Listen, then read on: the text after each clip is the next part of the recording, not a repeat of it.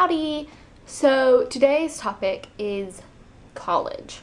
And I thought I would give some advice since, I've been in college for 3 years. I've chosen a college, obviously, 3 years ago. I'm no expert, but I do have a decent amount of experience and think I can help out. Maybe, I don't know.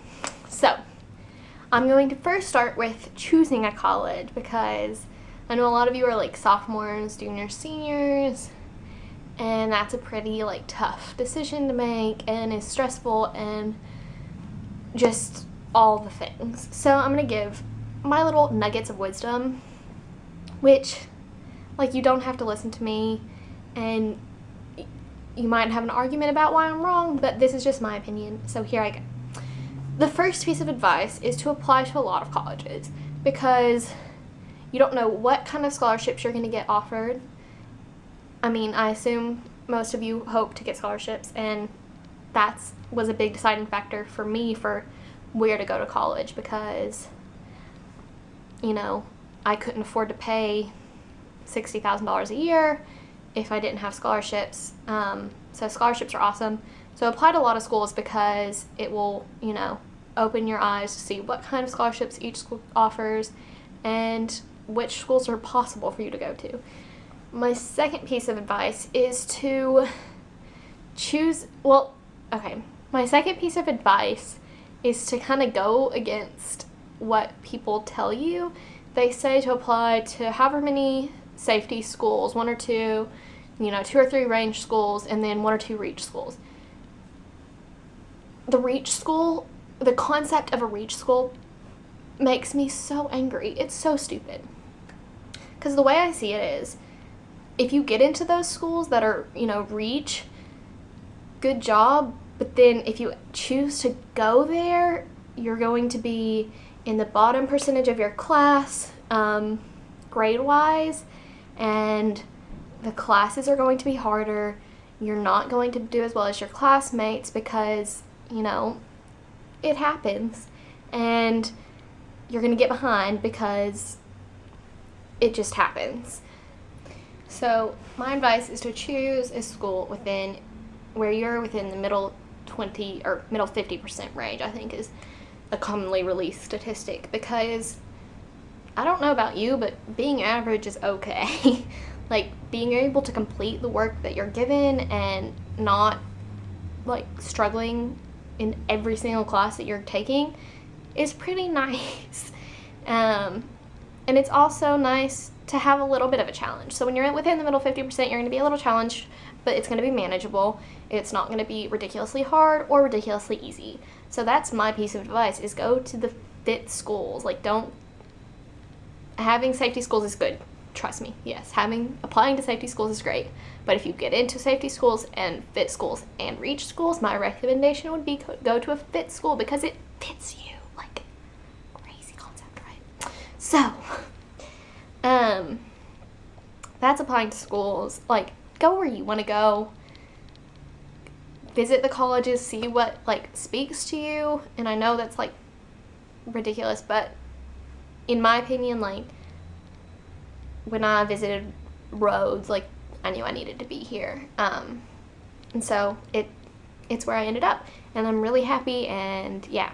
So, advice number 2 is, if you don't know, if none of your friends or anybody's going to the college that you're going to, I didn't know a single person going to this school. Nobody from my town had gone maybe 8 or 10 years before me. Somebody had come here, but so other than that, I didn't know anybody. You'll probably be given the option to pick a roommate, either somebody you meet on Facebook or somebody you know from home, or somebody you meet orientation weekend. Don't do that. A lot of the people I know freshman year that picked a roommate that they'd either met on Facebook or orientation, it ended up horribly. Do the survey that your school sends you. Let them pair you up with a random person, because for me and the people I know that did the survey, the matches were great. They have a lot of experience doing this, surprise. But, your living styles be more similar, you'll get along better. It just works out more often than people who chose somebody on Facebook, or, you know, there's lots of different things. But yeah, just don't do it. Do the survey. It's fun. It's an interesting experience. Yes, it's scary, like living with somebody you've never met before, but it's also great. And me and my freshman roommate are still really good friends, and it's her birthday tomorrow, so that's exciting. Do the random roommate freshman year. After that, you know, you'll see how other people's roommates work out, like upperclassmen. You'll figure out where you want to live.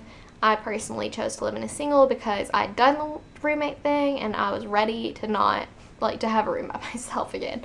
So that's piece of advice number 2, I guess. Piece of advice number 3 is textbooks. Do not just go to your bookstore, school bookstore, and buy the textbooks, like, without questioning it.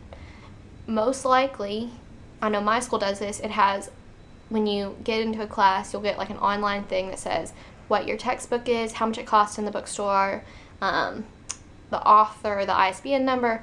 Go to bigwords.com, plug in the ISBN number. It'll, like, look up all of the textbook stores. Like, there's all sorts of places that sell textbooks, rent them, you know, everything. It'll compare all of those databases, all of those stores, and show you the different prices for each.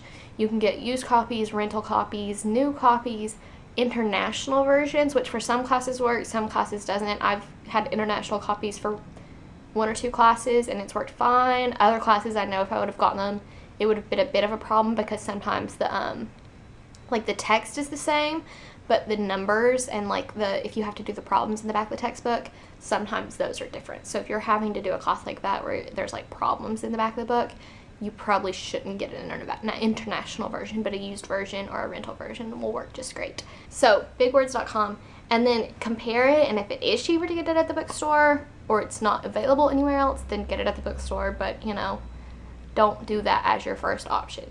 I know this year I had to get a like this spiral bound book of different scholarly articles for one of my classes, and it cost like $130 at the bookstore, but it was made specifically for our class, and I didn't have choice, and that kind of sucked. But yeah, my other classes, I rented all 4 or 5 of my other textbooks for the cost it would have cost me to get one at my school store.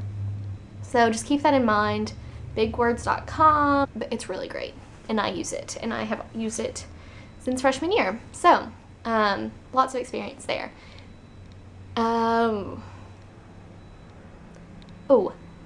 Number 4, play around with your major freshman year. I went into college thinking that I needed to be pre-med because it was the logical path, because I was good at math and science, and doctors make a lot of money, and blah, blah, blah, blah, blah. I hated it. I was miserable. And because I'd gotten into those classes, all of my classes were science. So my freshman year, like, was miserable because I was taking classes that didn't suit me. I thought they would, but they didn't. So my advice is freshman and sophomore year, until you find something that you're, like, really set on, take a couple classes in different subjects. Obviously, like, if you're set on being one major, yes, take that your first semester. But then if you realize, it's better if you realize then that you like this much better, or if you still really like that, like, that's great. But play around freshman year, and figure out what you really want to do, and don't let anybody else's opinions affect you, because that's not fun. You know you best. That's just true fact. Piece of advice number 5, and the last one, somebody's knocking? No, it's across the hall. Piece of advice number 5 is go somewhere. Study abroad. Do a volunteer trip on spring break. Do something, like, get outside of the bubble of your college.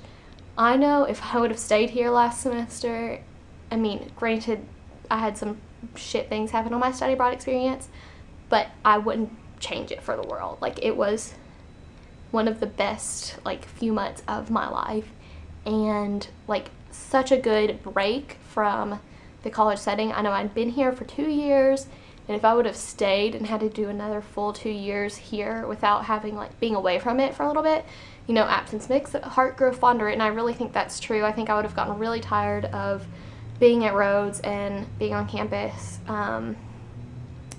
if I would have been here 4 years straight. And I know a lot of seniors, you know, just are, like, ready to leave. But since I left and am now back, like, I missed it, and I was excited to be back and get back in the swing of school, and just, I could not recommend enough doing something. I personally recommend studying abroad for a semester at least, or a year, whatever can suit your calendar, or, you know, whatever your school offers, but do something, whether it's summer, semester, a month. Just get out of the bubble. Final piece of advice, number 6. Make mistakes. It's okay. You're in college. You're gonna make mistakes, and it's best to do it here where everybody else is making mistakes than when you get out in the real world and you need to be an adult and be responsible, and, you know, you're having to pay for rent and all this other stuff. And do it when you're young. Like, it's okay to make mistakes. You're human, and it's best, like, it's a good learning experience. So just don't be scared to mess something up. That's all I have to say. Okay. Obviously, like, y'all know how to reach me. If you don't, you can comment below. But I did not just say